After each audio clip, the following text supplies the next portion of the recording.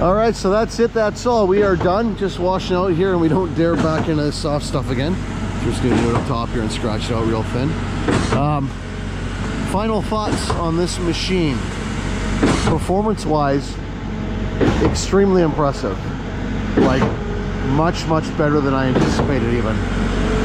Yeah, it pushed that like nothing.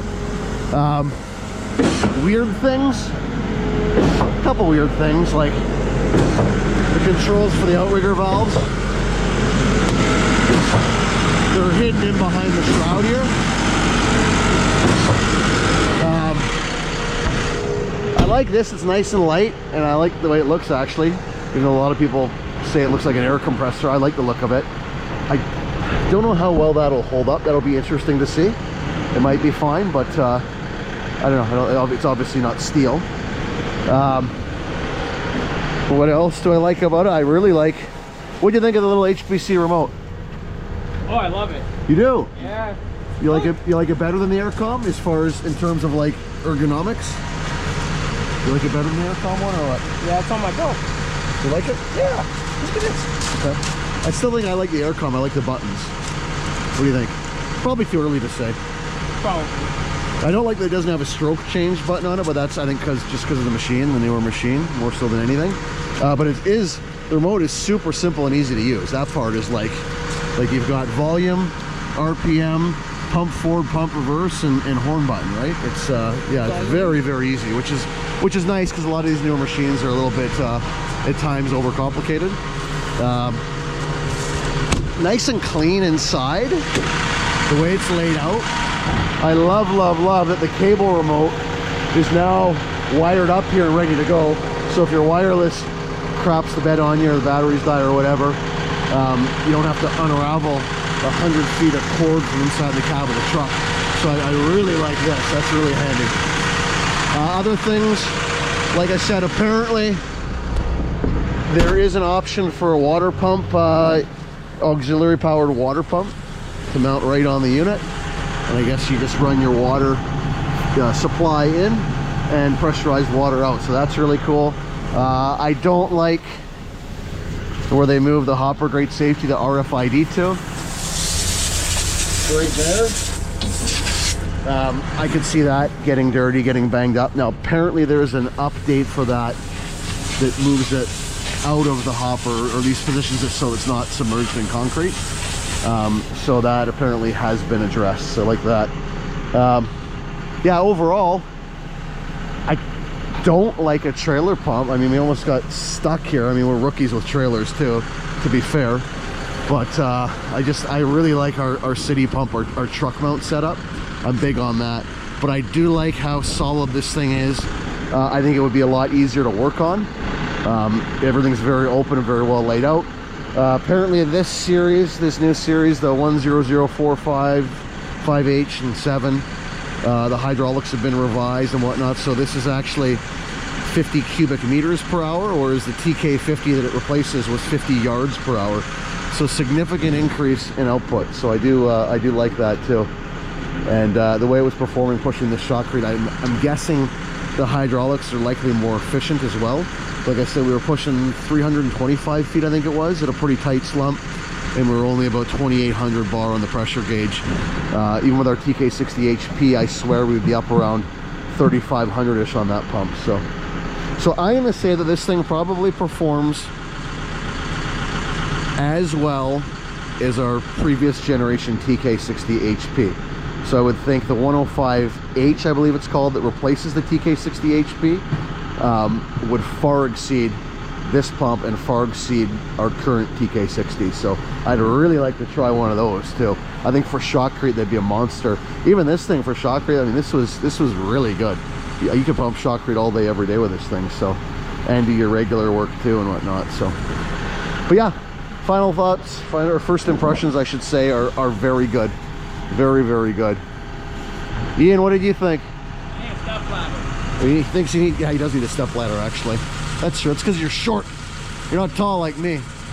But yeah, Ian was down at the hose end, so he wasn't really running the pump part of it too much today. So all he knows is he wants his truck mount unit back, right? Okay. Ian's not big on the trailer. saying no to drugs and no to trailers. Oh, don't tell that to Jeff. Oh. No, trailers are good in some markets when you can use the truck for other stuff when it's not pumping. I think because our market, because of the terrain and the tight confines of the city and the work that we do, I think truck mount is definitely the way to go. But if we were like shotcrete contractors or general contractors that had multi-use for the potential tow vehicle, then it might make sense. I will say I love the deck space that opens up by not having the pony engine up here.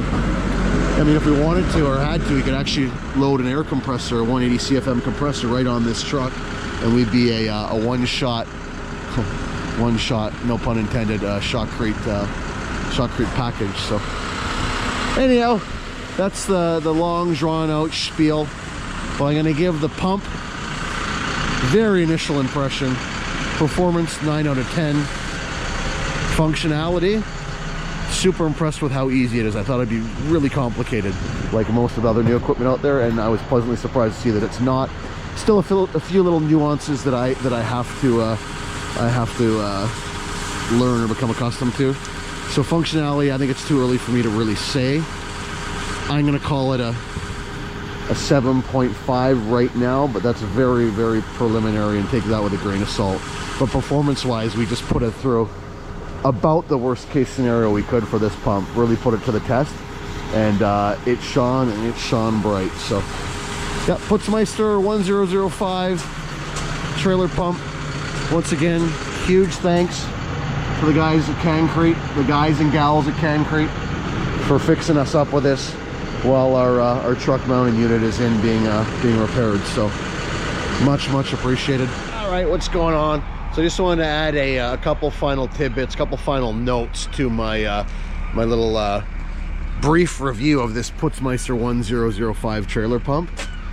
Just a couple little follow-up items. So I was talking about the outrigger handle positioning and how I didn't like it because you got to lift up the cowl here. The other thing was you can't actually see the outrigger foot come down from where the handle is. Not a big fan of that, but apparently in the works, there is a plan for repositioning these handles and bringing them right back around here in this area somewhere. So they've already addressed that. They're already ahead of the curve. A couple other things I should point out that I neglected to mention in my quick little review there. Now for shifting over the S-tube as well as the pump unit, they've actually got hand valves, so you don't have to mess around pushing the palm valves anymore, if you can see or not. So this is for the S-tube.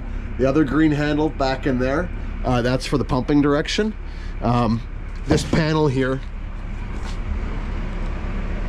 see up top, remove a couple thumb screws, that pops right off, and you have access to that handle too. So a lot easier for manually overriding the pump functions than previous versions. So just yeah, those were a couple key major points.